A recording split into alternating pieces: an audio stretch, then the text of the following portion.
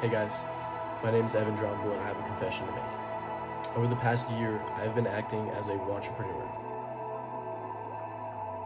What is a wantrepreneur? Well, a wantrepreneur is someone who plans and dreams and sets goals and thinks about starting a business, but never commits to doing the actions required to win. What do you mean actions required to win? Today, I'm going to give you the exact process that I'm using in order to commit to the work that needs to be done to help grow my business from dreams into reality. This is going to be my first YouTube video where I go through the exact process, the steps I'm taking, the thoughts I'm having, and all the actions I'm taking to achieve this goal.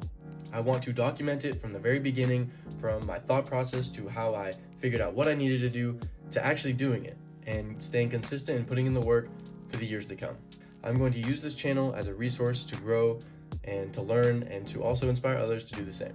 If you're in the same state that I have been in wantrepreneurshiip and wondering what business to start, how to get it started, what actions you need to take to be successful, and you kind of feel overwhelmed, right? You get the paralysis of analysis. There's so many options, so many things you can do that you never just pick one and stay consistent.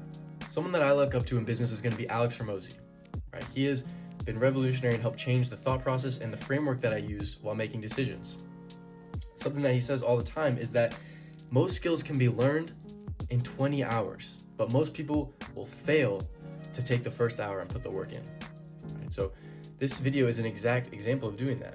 Right? Putting the first 20 hours into learning how to make content, to build a personal brand, to do what needs to be done in order to run a successful business.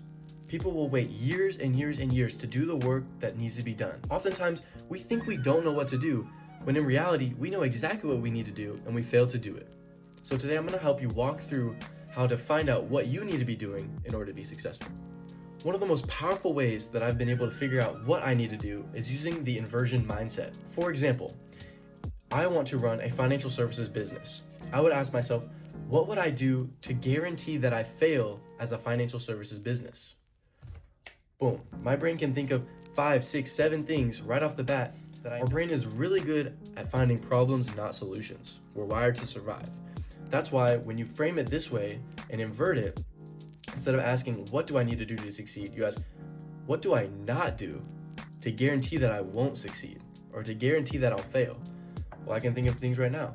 I won't have a brand. I won't make the calls I need to make. I won't have the sales process. I won't have the CRM. I won't have all these things. It's so much easier for us to think, right? So use the inversion mindset. The next and the most key element to the inversion mindset is where we break it down all the way to the most basic level.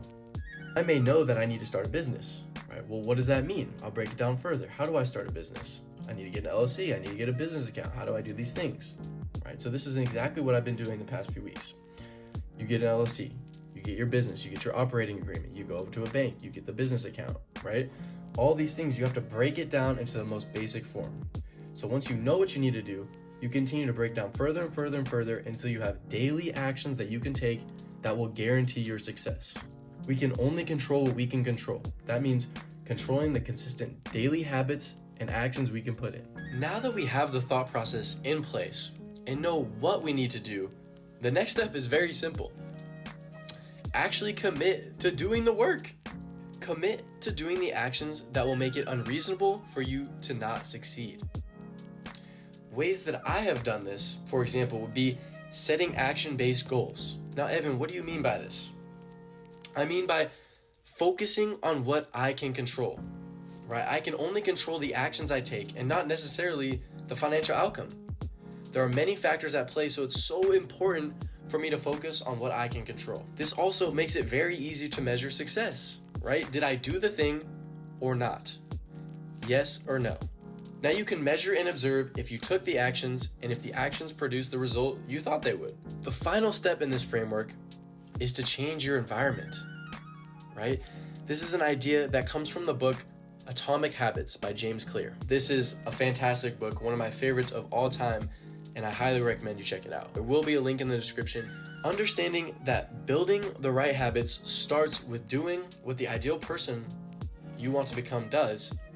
You can then change your environment to support these decisions. By changing your environment to make doing the things you need to do easier, your likelihood of success we'll multiply ways that I'm applying this in my journey right now, right? I'm deleting social media. That way I'm not tempted into mindless scrolling. I've also deleted all video games and being aware of the people I'm constantly spending time with. This last one may seem extremely obvious, as I'm sure we've all heard the expression, we're the sum of the 5 people that we spend the most time with. The reason that this keeps coming up is because it's so incredibly true. You need to be spending time with people that have the same ambitions as you, and if they don't, you need to let them go. Here's a quick summary of the framework that I'm using to change from a wantrepreneur to a successful business owner. Number 1, you need to figure out what to do. A way to do this is by using the inversion mindset, asking questions like, what would I do to guarantee that I do not run a successful business? Number 2, now that you have this list of things not to do, you do the opposite.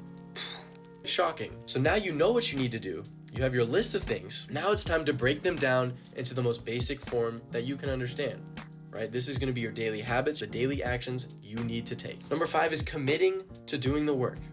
You know what to do, now commit to it. 6 is changing your environment to make doing the work easier. And lastly, you can measure your success by observing if you did the actions or not. Guys, I hope this video helps someone just like me who has felt overwhelmed with all of the personal development and entrepreneurial videos, books, lectures, everything that's out there. I hope that this video can help get you one step closer to leaving the wantrepreneur stage. Guys, subscribe to follow along with my journey in entrepreneurship and how I'm building a successful financial services company while working and finishing college. Guys, I will be documenting the steps I'm taking, ups and downs, and hopefully eventually the success. So stay tuned for what's to come, and have a blessed night.